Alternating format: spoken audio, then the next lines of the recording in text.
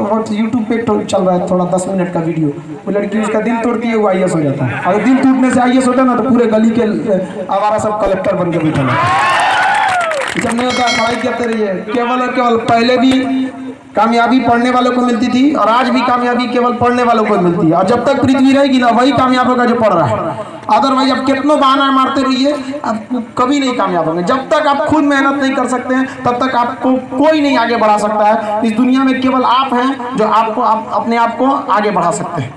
यही जो चीज़ आपको चाहिए सोचते हैं कि आपको आराम से मिल जाएगा तो कभी नहीं मिलने वाला है। जिस रास्ते स्वामी विवेकानंद ने भी कहा था कि जिस रास्ते पर अगर आपको तकलीफ नहीं होती है समझिए कि वो रास्ता गलत दिशा में चला गया, क्योंकि मंजिल का रास्ता बहुत ही तकलीफ वाला होता है लेकिन मंजिल बहुत ही आरामदायक होती है। केवल रास्ते में तकलीफ होती है। और कभी घबराना नहीं चाहिए बहु मेहनत से, कभी नहीं घबराना चाहिए, क्योंकि पहाड़ से निकली नदी कभी ये नहीं पूछती है कि समंदर अभी कितना दूर है, चीरते हुए चली जाती है वो समंदर तक, कभी नहीं पूछती है कि समंदर अभी कितने दूर है। तो आप लगन से पढ़ाई करते रहिएगा, ये नहीं पूछेगा कि अभी कितना मेहनत करना। आप तकलीफ से कभी नहीं घबराना चाहिए। रेस का जो घोड़ा होता है ना, रेस का घोड़ा, उसका मालिक उसको बहुत मारता है, चाबुक से बहुत मारता है, पूरा छाला पड़ जाता है पीठ पे, वो बेचारा उसको तकलीफ होता है बहुत, और मालिक को मन ही मन कोसता है। लेकिन जब उसको क्या पता कि उसका मालिक क्यों मार रहा है, उसका मालिक उसको जिताना चाहता है। तो जीवन में कभी आपको तकलीफ हो ना बाबू, बहुत तकलीफ हो, तो याद रखिएगा आपका मालिक जो है ना आपको जिताना चाहता है। आप घबराइएगा नहीं, क्योंकि तीर को यदि जितना बाण को खींचा जाएगा, जितना खींचा जाएगा, याद रखिएगा वो तीर उतने दूर जाएगी। जितना ज्यादा तकलीफ झेलिएगा उतनी बड़ी बुलंदी मिलेगी आपको।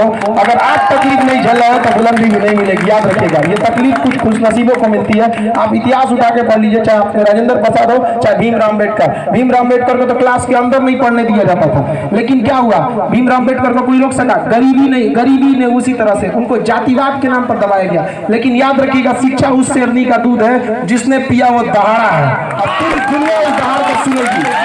भीमराव अम्बेडकर का बनाया कानून हम और आप चलते हैं, और हम लोग इतना पढ़ने के बाद भी उनके बनाए हुए कानून को पढ़ने के बाद कहते हैं कि हम वकील हैं, हम LLB, हम सुप्रीम कोर्ट के जज हैं। अरे कितना बड़ा जज हो तुम सुप्रीम कोर्ट को कि भीमराव अम्बेडकर के संविधान को हाथ रख के शपथ खाते हो कि हम भारत की रक्षा करेंगे। ये उसी व्यक्ति ने लिखा जिसके पास खाने को रोटी नहीं थी, पहनने को वस्त्र नहीं थे, और उसे जाति के नाम पर बाहर रखा गया था। इसलिए कभी भी याद रखिएगा बलि बकरे की दी जाती है, शेर की नहीं। इसलिए शेर बनिएगा, शेर।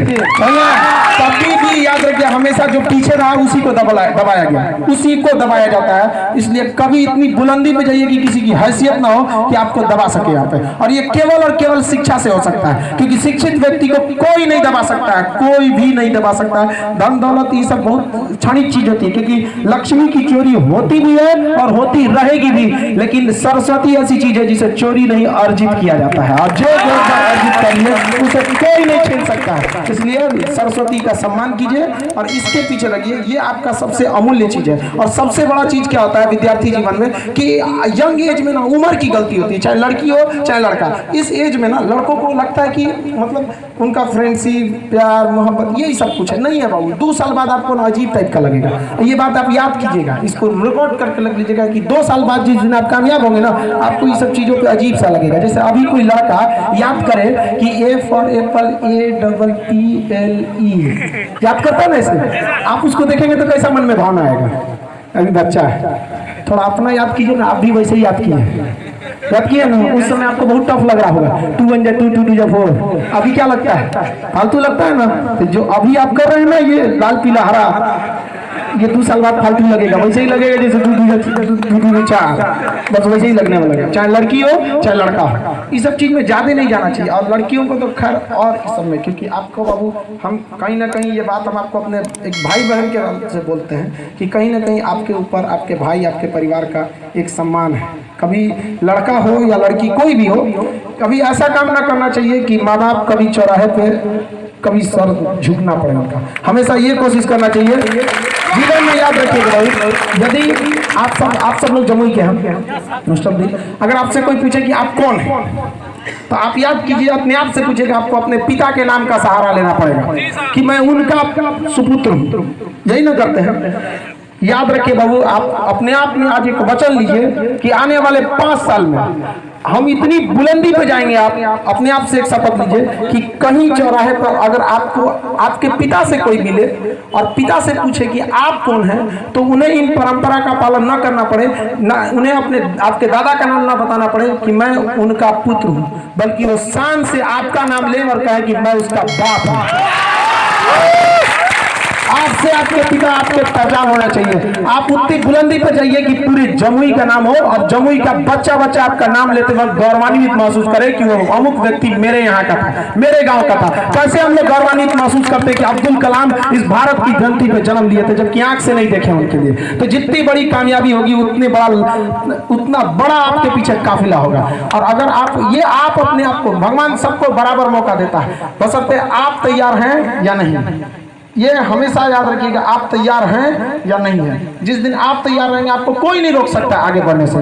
थोड़ा सा बहुत देखिए, सच पे चलना थोड़ा सा कठिन होता है, शुरुआत में तकलीफ होगी। और अगर आपको तकलीफ होना तो खुश होइए, बहुत खुश होइए कि भगवान हमको तकलीफ दे रहा है, क्योंकि घोड़ा को जितना ज्यादा तकलीफ होता है अंतिम रेस वही जीतता है और वही जीतेगा आपको। अगर आपको तकलीफ नहीं हुआ ना तो आप नहीं जीत सकते। बहुत लड़कों को पढ़ने में भी तकलीफ हो जाता है। आप कभी जाइएगा पटना में, अभी आप लोग के लिए तो वहाँ एक सीट भी रहता है। अभी कभी कोई लड़का एग्जाम देने जाता है तो वहाँ कोई ऐसा दिन नहीं रहता है जिस दिन 5-6 लड़कों का हाथ उठ नहीं छिला जाता है। एक बैच में 2700 लड़का बैठता है, 2700 बैठने का जगह, उसके बाद भी 300-400 खड़ा रहता है एक बैच में, और 5 तल्ला पे चढ़ता है, उतरता है यहाँ। फिर भी उन लड़कों को हम जब जुनून देखते हैं, कभी कभी कट उठ जाता है तो हम खुद से डेटॉल वेटॉल लगा देते हैं। जब अच्छा नहीं लगता है कि देखिए हम खुद कभी चाहेंगे कि आपको तकलीफ, लेकिन क्या कीजिएगा, ये आपका जुनून है और उसको हम कहते हैं तो कहता है कि सर टेंशन नहीं लीजिए आप, हम ये तकलीफ याद रहेगा। हम कहा कि सर एक बात बताइए ना, जितना लड़कों बैठा है इस सबका तो रिजल्ट होगा तो चल जाएगा, याद क्या करेगा कि खान सर का निशानी है, पढ़िए ना, हम तो ये याद करेंगे देखिए निशानी है हम यहाँ पे। तो ये जुनून ना आपको केवल बिहार में मिलने को मिलेगा। दिल्ली का लड़का रगड़ा जाएगा तो क्लासे छोड़ देगा, भीड़ हो लो जो थोड़ा तो भीड़ हो लो तो थोड़ा सा आप लोग अपने में जुनून बना लीजिए। आप थोड़ा सा झुका के पढ़ लीजिए, विश्वास कीजिए जिले में सबसे ऊंचा सर आपका होगा यहाँ पे। और माँ बाप उस दिन गर्व महसूस करेंगे और खुशी। आप लोग अभी कोई माँ बाप खुशी, आपको कोई मोबाइल दिला देते हो, खुश हो जाते हो, अरे बाप रे मोबाइल मिल गया, बहुत खुश हो जाते हैं। अभी आप लोग खुशी देखे नहीं है बाबू, खुशी क्या चीज होता है, अभी केवल नाम सुने खुशी क्या चीज होता है। जिस दिन आपको अपनी पहली सैलरी मिलेगी ना, और सैलरी को ले जाके अपनी माँ के आंखों दीजिएगा हाथ में ना, और उसके बाद माँ की आंख में देखिएगा, और जब माँ की आंख में देखिएगा उस दिन समझ में आएगा कि खुशी क्या चीज होती है। वहाँ पे जिस माँ ने आपको उंगली पकड़ के चलना सिखाया, कभी अपने पैसे से माँ को तीर्थ पे ले जाएगा, कभी अपनी माँ से जिद करते थे कि आज हम होली दिवाली में ये कपड़े पहनेंगे, कभी अपनी माँ को ले जाइएगा रेमंड के शोरूम में, एकदम मम्मी बोलो तुमको क्या पसंद है। वहाँ पे ये चीज होना चाहिए आपके अंदर में, माँ बाप में एक कॉन्फिडेंस होना चाहिए। बचपन में आपको कॉन्फिडेंस होता था कि नहीं, कोई मोहल्ले में दौड़ाता था तो बोलता था मम्मी मम्मी पापा, ऐसे दौड़ा के भागते थे, आपको एक विश्वास था कि नहीं। बुढ़ापे में माँ बाप को भी विश्वास होना चाहिए कि चौराहे पे भी बोल सके नहीं मेरा बेटा ये है। यहाँ पे आप अपना कर्ज निभाइए, कहीं ना कहीं इस धरती पे पैदा हुए और आप